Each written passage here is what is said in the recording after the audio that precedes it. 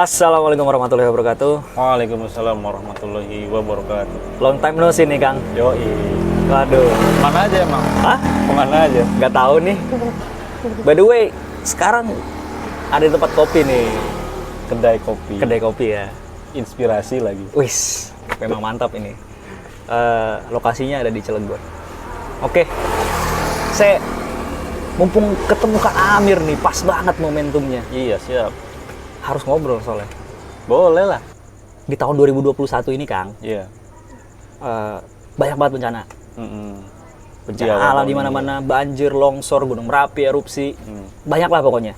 Sekaligus para tokoh-tokoh sekaligus ulama-ulama juga banyak yang diwafatkan di tahun ini. Awal tahun loh. Iya. Dan kalau saya mau benchmark ke belakang, mau istilahnya flashback lah. Iya. Setahun, 2 tahun ke belakangan. Kok di awal tahun sekaligus akhir tahun tuh pasti ada loh momen-momen kayak gini. Ini kebetulan apa takdir sih, Kang? Saya bingung loh. Ini hal penasaran, bahkan kebetulan banget ketemu Kang Amir nih. Tentu saja ini takdir, ya kan? Memang Allah sudah punya rencana, ya. Sudah ditulis di Lauh Mahfuz. Semua yang ada di dunia ini tidak luput dari takdir Allah. Ya, kita lihat juga kalau masalah bencana ya tentu ada peran dari manusianya gitu kan. Seperti yang banjir yang di Kalimantan kan isunya ya yang terdengar adalah karena bukan semata dari hujan doang gitu kan.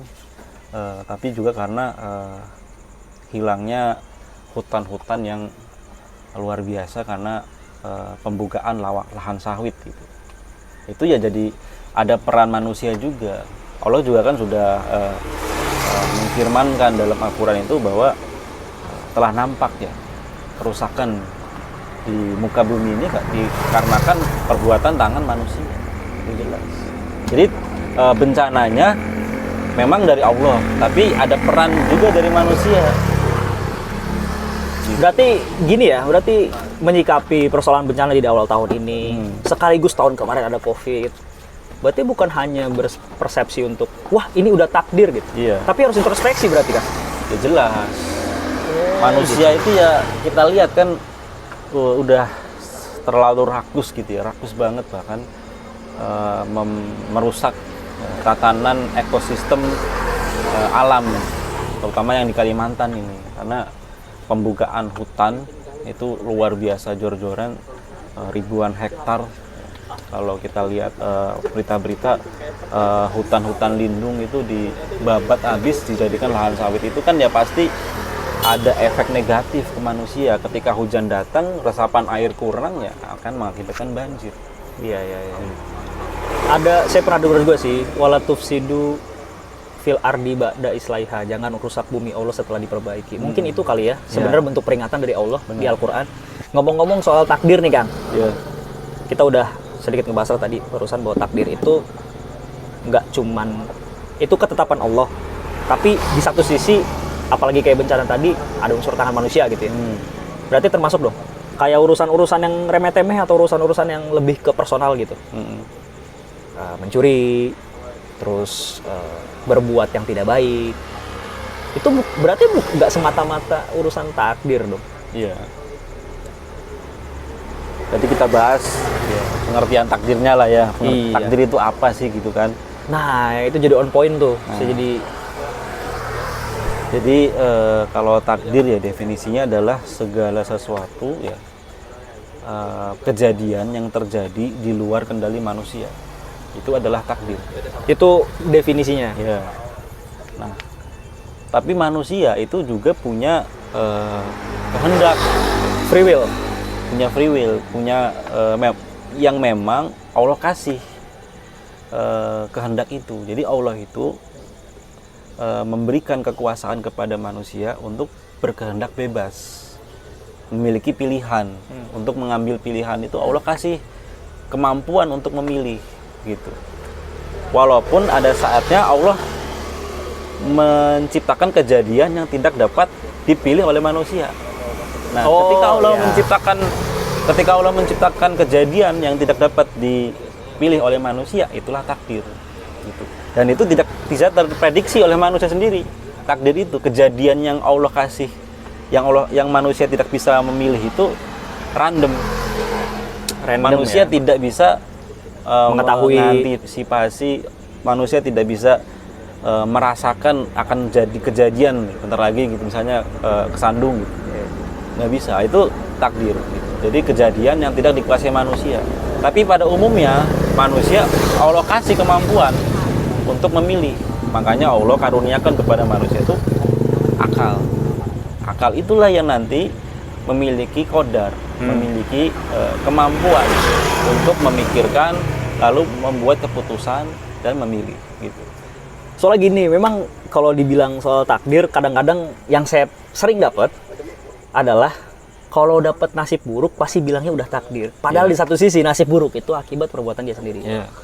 Contoh apa ya? Zina misalkan, sampai pasangan yang belum halalnya itu hamil. Konflik Takdir keluarga. apa bukan gitu. Ya kan?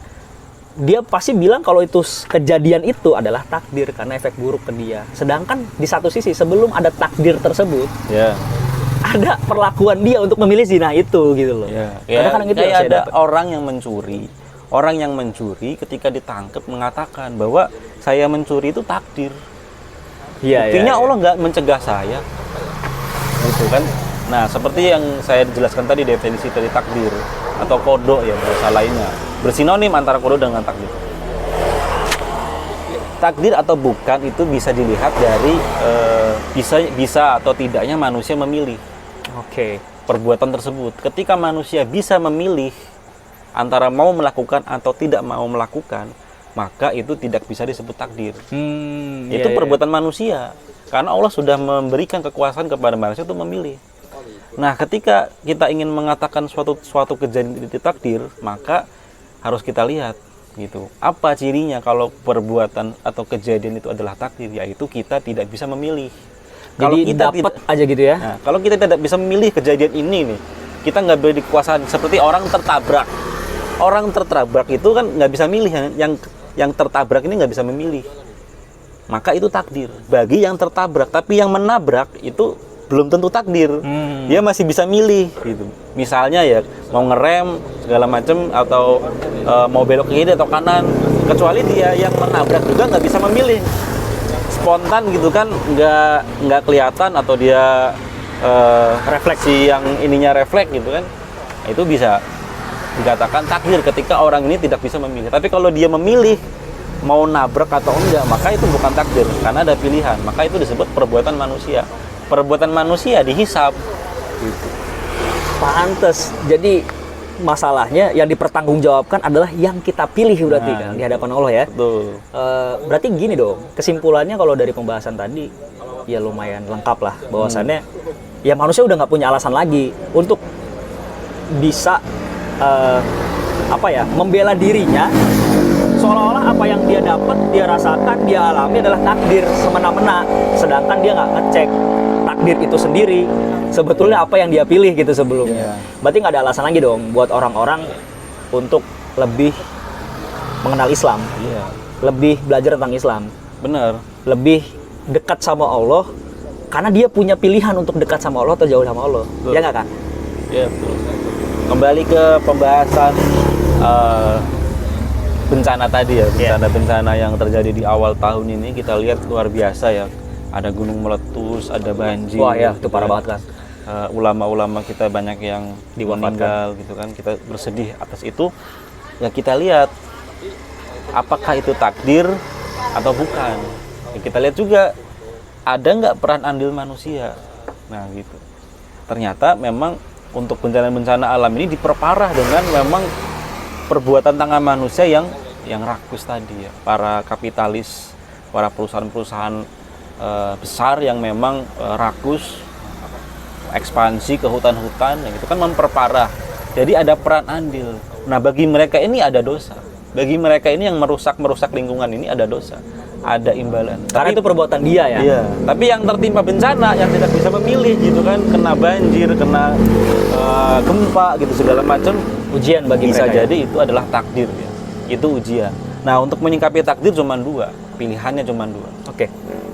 Mau itu takdir yang baik atau takdir yang buruk ya. Sebenarnya tidak ada takdir yang baik, tidak yang buruk, semuanya sama-sama netral sebenarnya. ada orang yang dikasih kesempatan sama Allah untuk dapat kaya gitu kan, ditakdirkan kaya, ya itu belum tentu dikatakan takdir baik, belum tentu. Karena bisa jadi kekayaannya malah buat dipakai kejahatan. Nah, itu ujian sebenarnya. Mau takdir baik maupun takdir yang buruk, itu sama-sama ujian gitu ya. Netral gitu. Tinggal pilihannya dua. Bagi manusia yang ketika tertimpa kejadian yang tidak bisa dipilihnya itu tinggal dua pilihannya. Mau sabar atau syukur. Dua-duanya baik. Kalau dia kufur dengan takdir tadi, artinya dia menggerutu, dia nggak terima dengan takdir Allah, maka dapat dosa.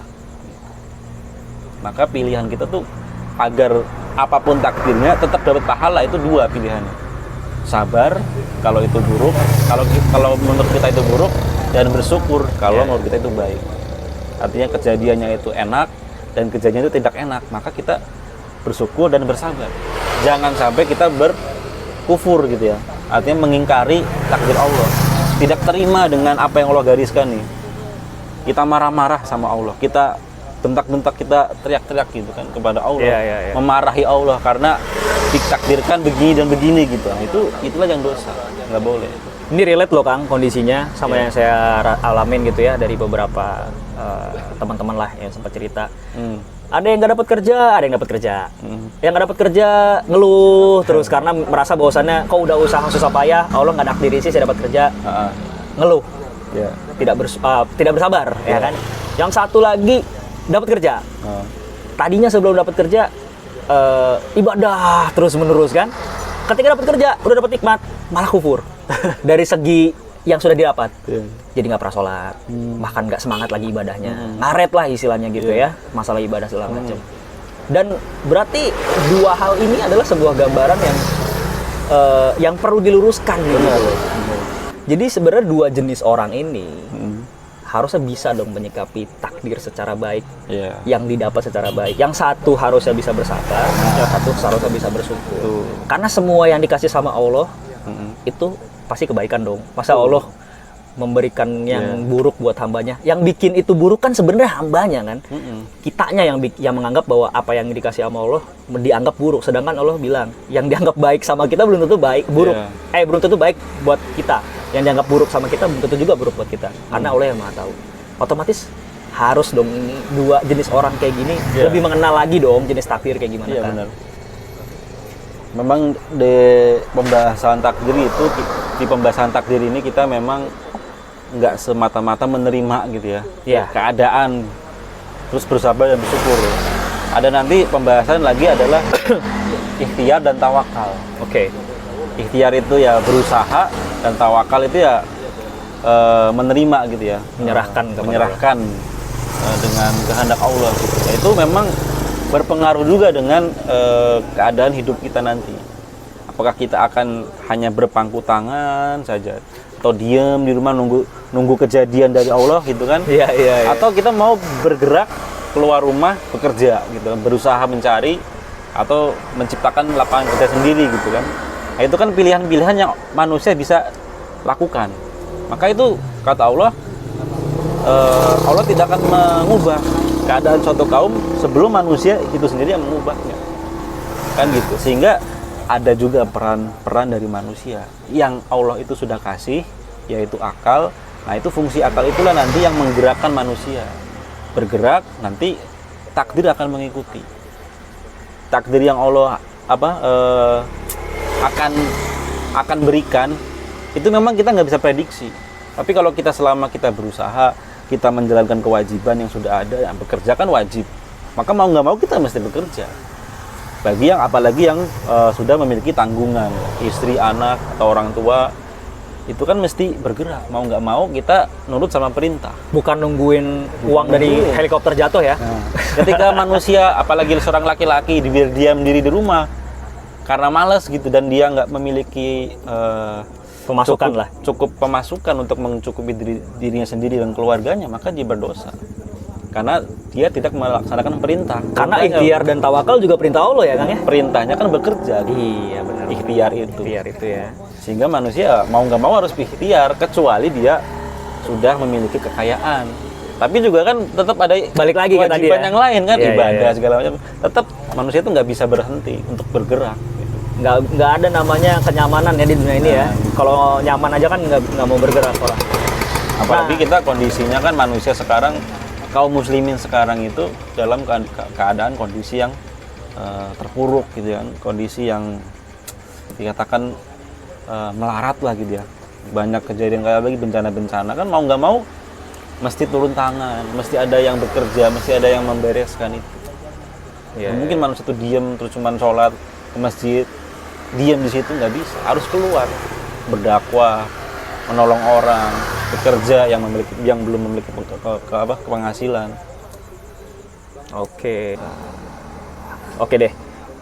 Mungkin lumayan cukup jelas lah penjelasan dari Kang Amir tentang gambaran besar takdir barusan. Ada yang dieksplisitkan lagi nih sedikit aja. Oke. Sebelum kesimpulan. Kadang-kadang persoalan tadi kan mungkin lebih ke rumit lah ya, kerjaan, rezeki, bencana. Yang lebih spesifik masalah perintah dari Allah.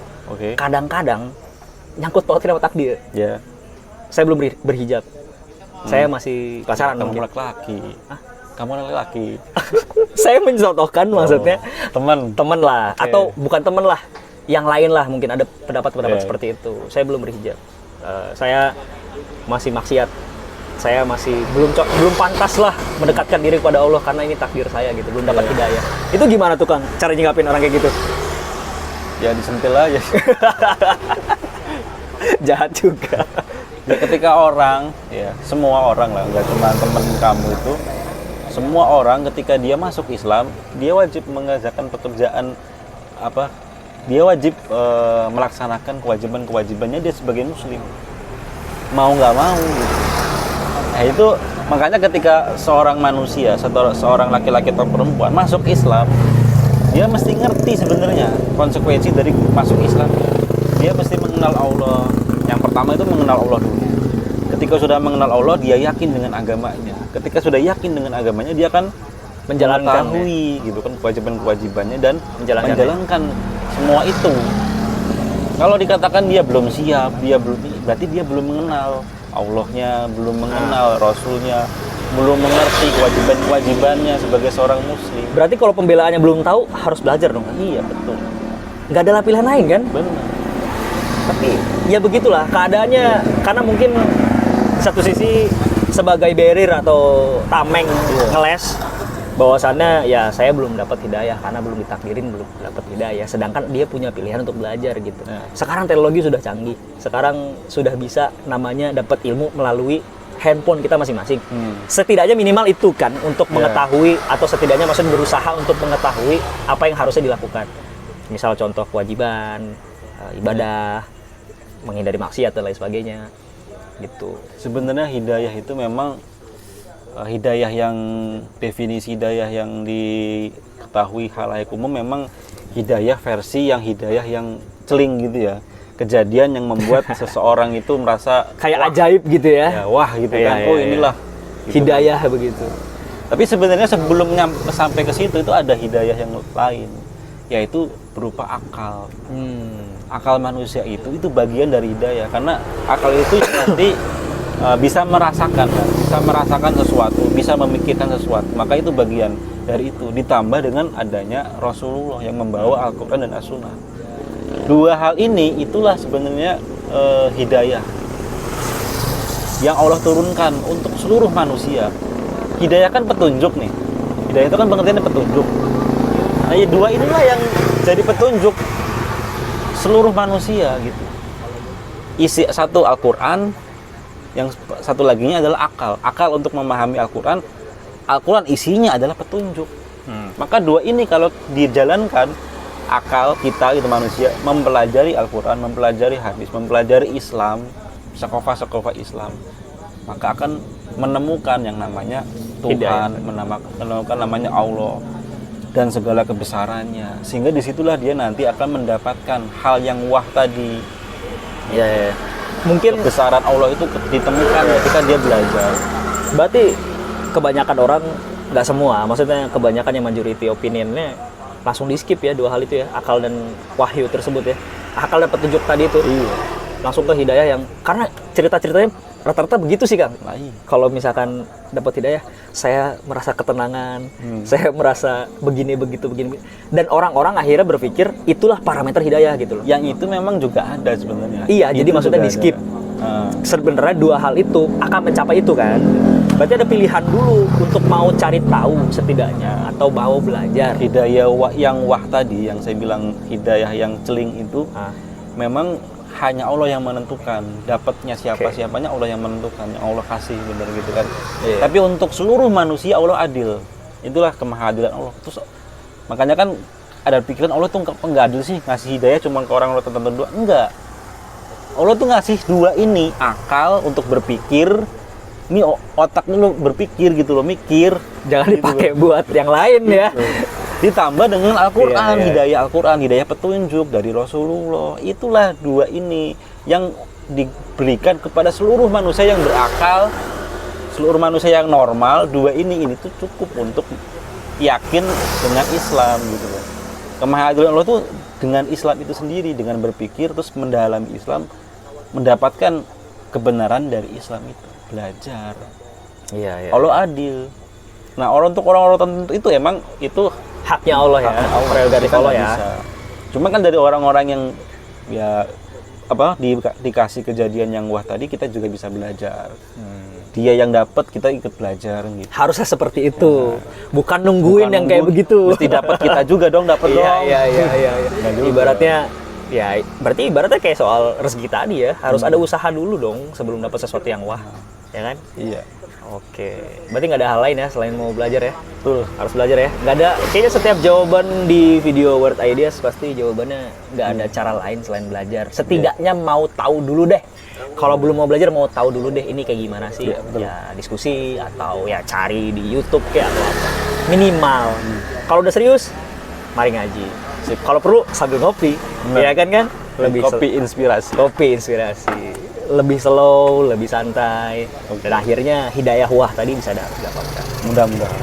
Panjang juga ya pembahasan takdir, bisa sampai ke masalah yang lebih eksplisit nih, masalah personal. Karena problematikanya di setiap segmen gitu kan. Segmen anak muda terutama.